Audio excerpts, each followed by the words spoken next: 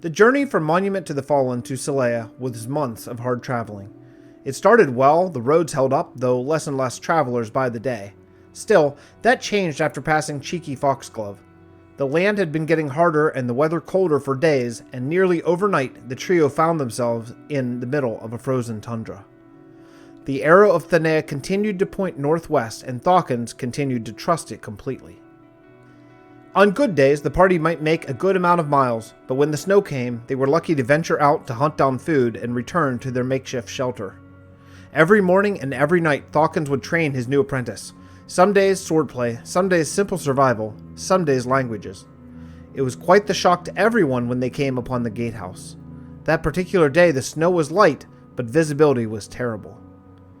"Brienne's Gate," Thawkins said, almost to himself. "I never thought I would see it," Recon sounded in awe. "It used to mark the reaches of the Frost Druid's power." "It doesn't anymore?" Ferdinand was confused. "That is to say, this used to be the edge of the ice and snow." "We've been traveling in snow for a month!" Both older men looked thoughtful as the party crossed under the gate.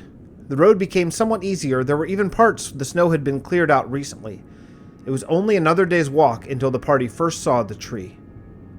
It was a testament to its sheer size that after an hour of walking, it was still visible in the distance. As the trio walked by the first buildings of the city, they approached by a man wearing sage robes of the Order. "Greetings, travelers," he said with a warm smile. "My name is Ranger Thawkins from—" "Yes, Ranger Thawkins, Apprentice Keat, and Sage Recon," he said, turning to each member of the party. "My name is Sage Garrick, and I've been sent to escort Sage Recon to the library." "An Order library?" Recon was stunned. "Of course, if you'll come with me, there are some things I'd like to show you. If your friends would just continue down the road, they have an audience with the king." Sensing no malice from the Frost Sage, Thawkins simply shrugged and told Recon they would meet later that night. Thawkins and Ferdinand continued to the castle. Sitting on a large white throne, the king smiled at them. "You've traveled a long way to get here. Can I see it?" Thawkins pulled out the arrow of Thanea out of his pack and handed it to the king. "Old friend." The king lightly touched the arrow. "My father enchanted this many years ago. I doubted I'd see it again." Turning to the rangers, "Thank you for returning her home."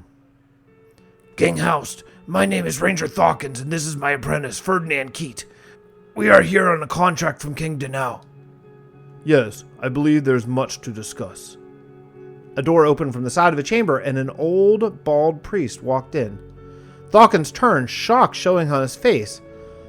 "Father Chody, I don't understand." "How could I be here?" Chuckling, the old man smiled and addressed Ferdinand. "Your master and I have known each other for a long time, maybe longer than he knows." "You left to investigate the disappearances at Tanis with Ranger Matal a week before I left with Ferdinand." Thawkins couldn't see how the older man had made the journey to Selea at all, let alone arrived in such good time. "Much longer than that, actually," the priest continued. "I was in Tanis when I fell into the black. I can hardly explain it, but when I awoke, I was in a seemingly infinite maze of corridors and rooms. Eventually, I found my way out into a terrible snowstorm. Somehow, I entered Tanis near Treville and exited just a few miles from here. The Frost Druids took me in, fed me, and brought me to King Houst."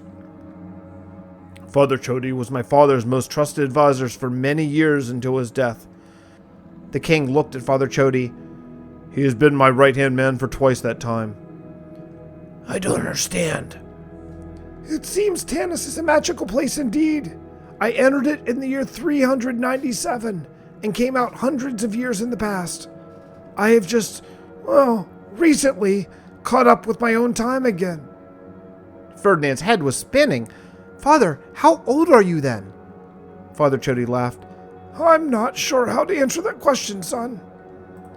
"Bearberries, then." The king looked knowingly at Ranger Thawkins. "How many do you have left?"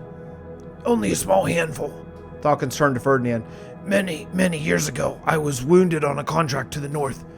A traveling Frost Druid caravan found me and nursed me back to health. I stayed on with them for a long while regaining my strength. It was then time to finish my contract, They left me with a sack of bearberries. They have certain healing properties, as well as allowing long life. The king smiled at the boy. It's not something we give out freely, but it was in saving a very influential druid that he was wounded. The thoughtful smile faded. The king looked back to the Master Ranger. Speaking of contracts. Ranger Thawkins glanced at Ferdinand, his face unreadable. I carry a message from King Danao. King House nodded. Thawkins pulled a folded paper from his pack. King House, many times over the past years, I have asked you to come to our aid, to abandon your mission of preserving the world, and instead come to our aid in fighting. This new war on the forces of darkness is not going in our favor. While we have been reveling in peace for the last 400 years, they have been building and planning. I do not see a way that we will emerge as victors in this conflict. Take all you have, as well as all I can send you, and preserve it. Your powers over ice and cold may be the only thing that can save some semblance of mankind. Build fortifications, dig into the snow, and by all means, remain in Selea. Coming to our aid will only hasten the last chance we have at survival in any form. Ferdinand's head was spinning. His entire life was about bringing the Frost Druids and their magic into this war to win it, not send them into hiding. What? He was silenced by the sternest look he'd ever seen on Thawkins' face. Not now, boy. The king was thoughtful. Nodding, he said, I understand. The gambit we pulled off years ago wasn't going to work again. They've grown and learned and are too smart for that. We've been planning for this eventuality for some time, Father Chody said, his face thoughtful. Our defenses should be adequate by now. We can strengthen them as the tree grows taller. Nodding, the king said, You men are welcome to stay here with us. We could use 2 rangers to help train our men. The offer was staggering. Selea had been closed for hundreds of years to bringing in outsiders, and staying would include the safety, as well as bearberries and their life-lengthening properties. You'll just leave the rest of the world to burn then? Ferdinand was angry. No look from his mentor would stop this outburst. Women and children! Innocent lives! This is not a surrender, son. The fight will continue, but this will be our fallback. If all the overworld falls, man will continue to take breath in this world, here, in Selea. Nodding solemnly to the pair of rangers, the king stood and left the throne room. Both kings are right, you know. Father Chody walked across the room from his advisor's chair. There must be a plan B. He paused. But there is another way. The Frost Druids gather their magic from the ice tree. The bearberries are infused with sap from the tree roots.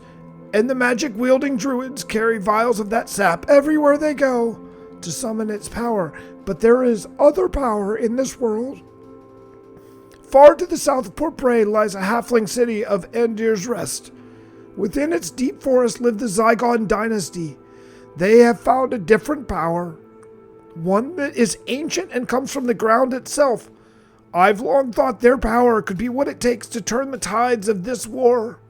Go and find them. Bring them into the war.